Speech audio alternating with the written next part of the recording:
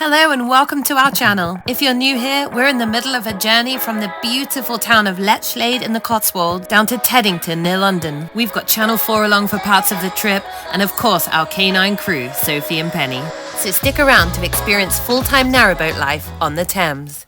Not everyone wants a big house and morning traffic. Some of us want the wild, the water, the winding roads. We're Roger and Joe. Come wander a different path with us. Wherever the journey goes next.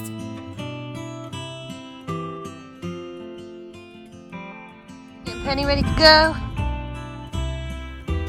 Oh, it is a bright and sunny day. It's so beautiful. Time to get rolling. So our mission today is to get past Reading. It's 5.25-hour cruise to Reading, which is about what we'd usually do, but everyone's told us do not moor in Reading. Unless you want things taken off your roof. Yeah, like your solar panels, which sounds amazing. Yeah. So we're going to try and push through if we can. Rolling. So we've got to get going and we've got to hustle. Let's do it. All right.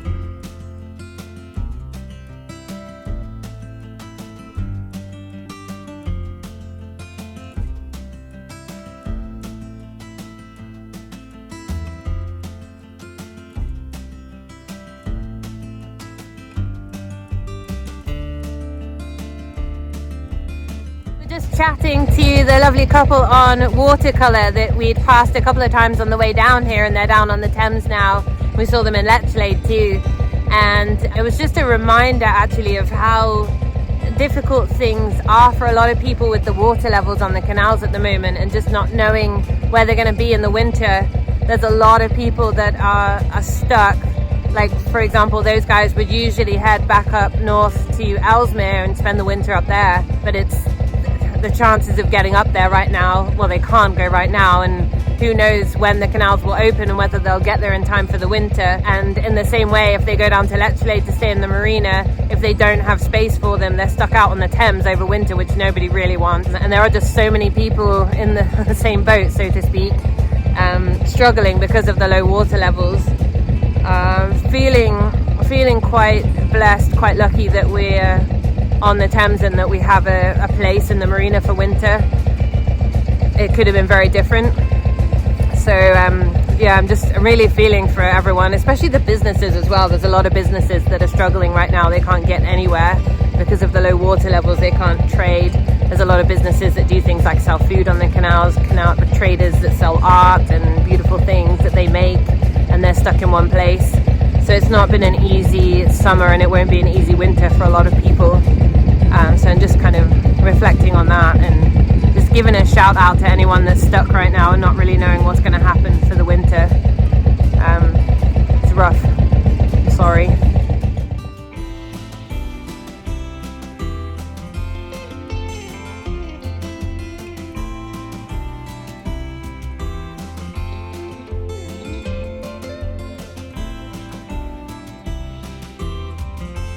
That make you feel really poor financially anyway. Gosh, the size of that house.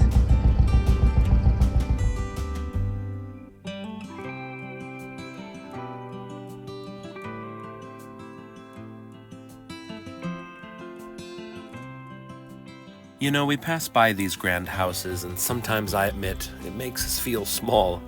But then I remember how blessed we are to live life differently. We're free.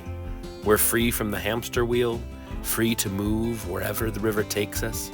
Each day we wake up to new views, new adventures, new people to meet.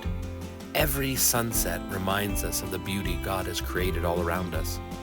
We may not live the wealthy life, but we have something far richer: time, freedom, and the chance to truly live.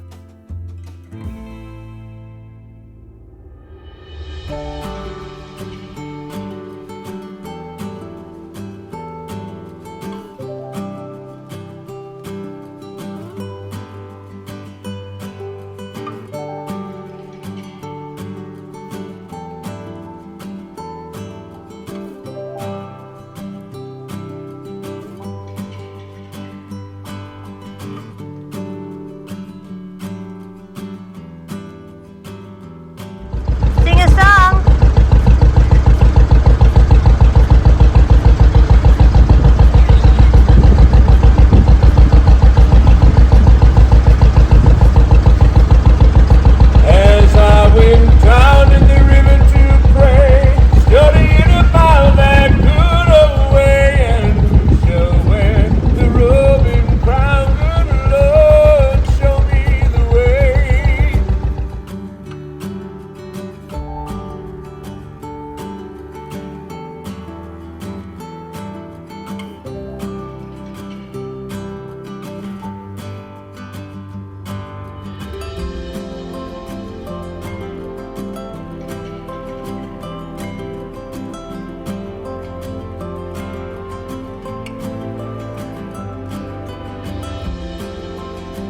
coming up to Goring, which is where Roger's favourite singer lives.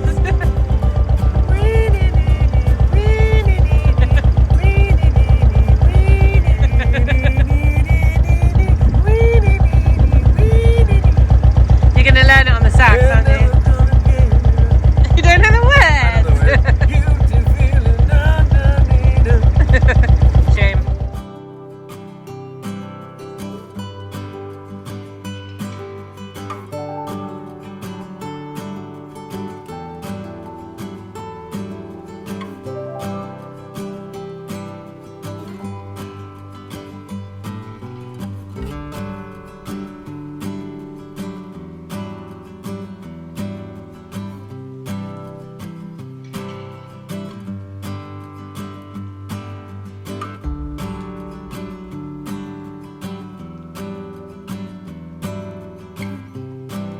I just told Joe we're seeing some incredible houses, but you know what? This is an incredible house.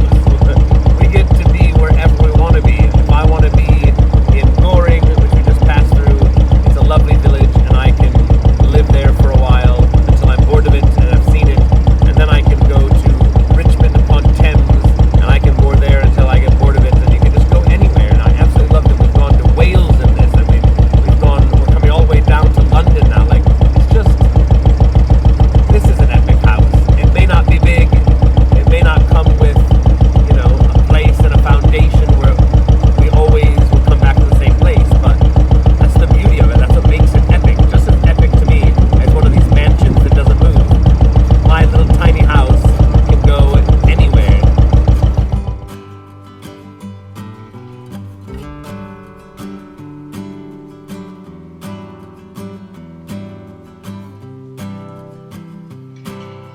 No denying the fact that the Thames is absolutely spectacular. It's really, really beautiful. It's quite wowy. It's a wowy place.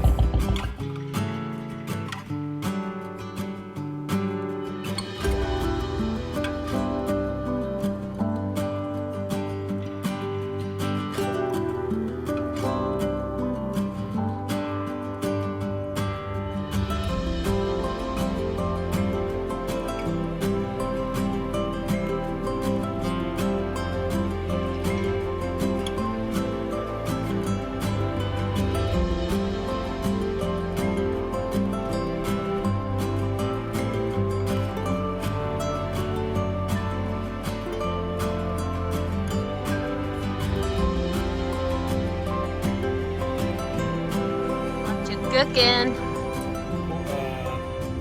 Kielbasa, sauerkraut, and pierogies. Yummy.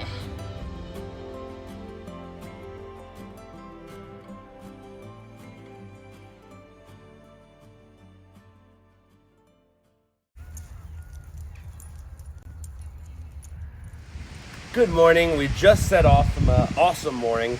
I don't know exactly where we are, but we're just before Reading. Maple Durham. Maple Durham. So we are in a huge lock. It is the oldest mechanized lock on the Thames. Exciting. Excited, Pen? No.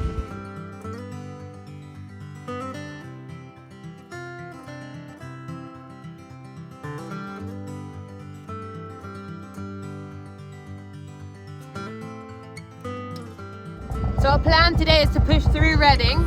Right, babe? Yep. Push through Reading because everybody said that you don't really want to moor in Reading. Don't stop in Reading. Don't stop in Reading. I think it's just the part by Tesco that you don't want to moor at or don't want to leave your boat unattended at anyway. We'll find out. I'll film it when we go past. But the plan is to try and pick up my parents somewhere on the other side of Reading around lunchtime. So we shall see how that goes. Hopefully it all works out according to plan and it doesn't take too long to get through Reading. I'm not really sure how long it will take, but we're almost there.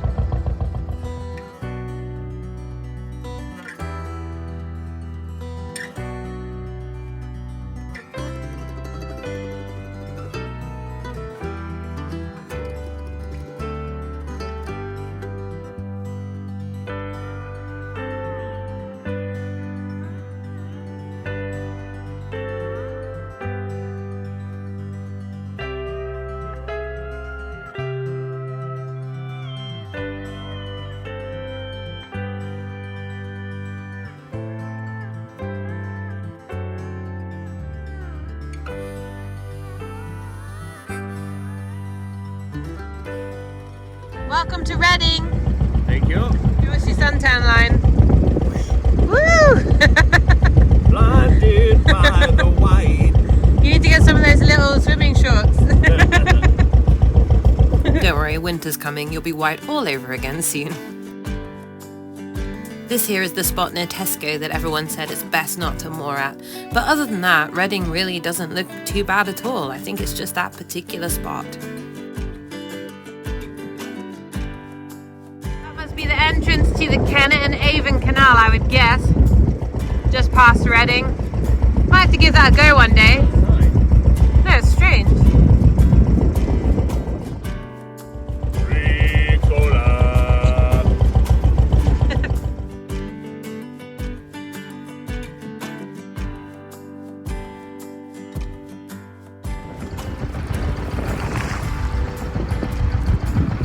Waves. I guess they don't easily move this big girl of 25 tons. We should call Spirit Wave Breaker. Because they just... It feels weird though, doesn't it? It feels like you're kind of like wobbling a little. It feels like this, like it doesn't really affect us. It just, the waves break on her and they're done. What you got over there? What you doing? Saving him? Yeah, it's gonna roast on the... It's getting really hot. You can't really throw him to the edge. I don't think snails are very good swimmers. Let's have a look. Ah, little guy. I was under the impression that Stephen was released at this lock, but I found him about a week later on one of my houseplants. Mission to collect parents successful. And onwards with our journey. And if you thought the houses we saw earlier were big, they're starting to get pretty wild as we get closer to Henley-on-Thames. I mean, look at this. Who lives here? Anyone know? Send us a comment, I'd love to know. This house even has its own private bit of river.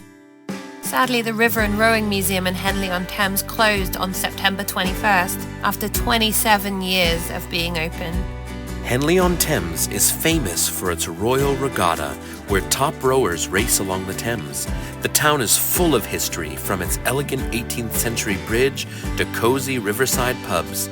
Often named one of the best places to live in England, Henley blends culture, countryside, and community, and it's the perfect spot for a river walk or a pint by the water. Just beyond Henley Bridge is Temple Island, with its striking white folly, the fishing temple. Built in 1771 by architect James Wyatt, it was once a grand fishing lodge for the Fawley Court estate. As you can probably tell by some of the houses here in Henley, it certainly had its fair share of well-known residents. From the likes of George Harrison to Mary Berry, Russell Brand and Orlando Bloom. And a little further down the river is George Clooney's place.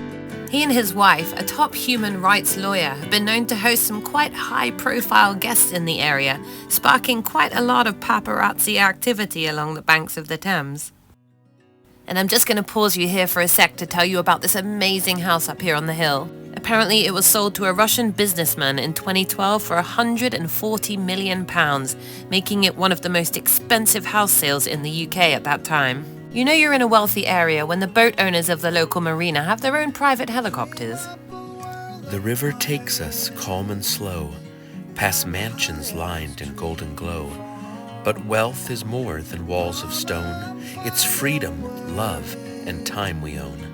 One day we wake where Windsor sings. The next we're held by Welsh hill springs. Our home moves with rivers bend. Each sunrise new, each sunset friend. So let them guard their golden pride. We'll count our riches side by side.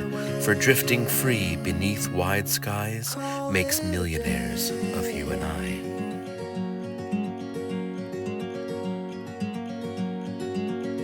Okay guys, what are the chances of this? What is that? You're going through Marlow under a bridge? And someone shouts your name, and it's friends of ours that we used to go to church with in Aylesbury. Wow. Small world. Is this a lot? Beautiful Marlow. I'd love to go out to eat here, but I don't think we can afford it. It's such a stunning place, and it's known for having some really good restaurants. A couple of Michelin star ones, I think. Tom Kerridge kind of took over Marlow, if you've heard of him. Yeah, but it's gorgeous. The weather definitely helps.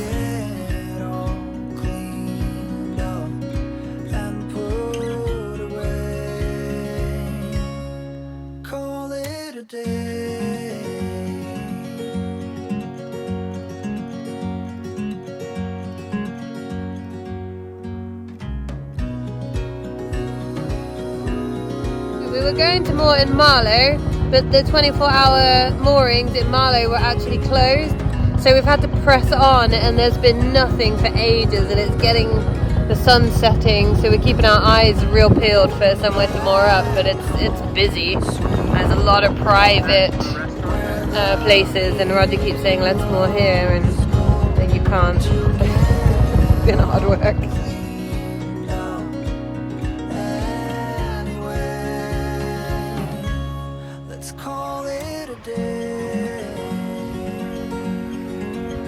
I don't know how we got this spot, but we just managed to squeeze in outside the Bounty pub in Bourne End and relax.